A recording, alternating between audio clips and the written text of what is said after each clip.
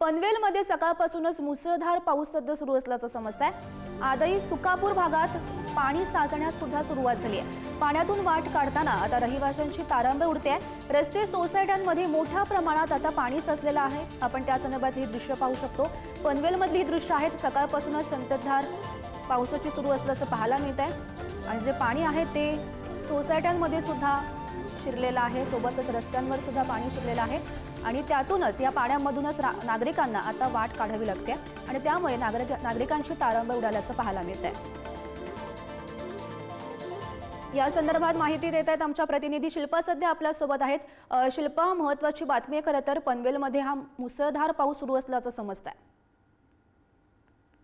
नक्कीच गौरी, सकाळपासून पनवेलमध्ये पावसाची संततधार सुरू असल्यामुळे या मुसळधार पावसाने अनेक भागांमध्ये पाणी साचल्याची सुरुवात झालेली आहे। आदई असेल सुकापूर भागातील जी गावं आहेत त्या गावांमध्ये विविध विभागांमध्ये पाणी साचलेलं पाहायला मिळत आहे आणि विशेष म्हणजे रस्त्यावर सोसायटीमध्ये मोठ्या प्रमाणात पाणी साचल्याचं दिसून येत आहे आणि या पाण्यातून वाट काढत नागरिकांना गाड्या काढत बाहेर काढाव्या लागत आहे आणि यावेळी नागरिकांची तारांबळ उडालेली गौरी पाहायला मिळत आहे। मात्र सध्या पाऊस कमी झाला असून पाणी पंपाच्या साहाय्याने बाहेर खेचण्याचं काम सुरू आहे गौरी।